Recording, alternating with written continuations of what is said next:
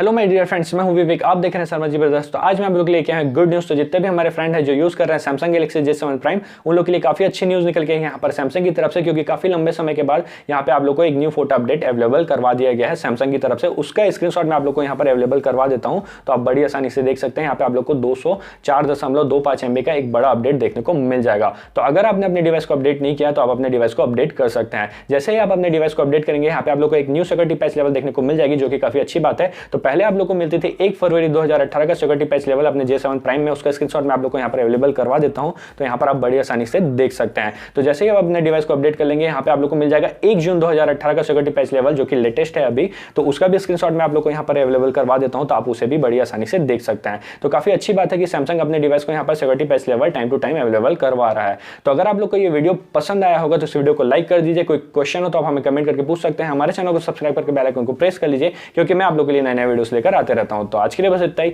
Jai Hind, Vande Mataram, thank you.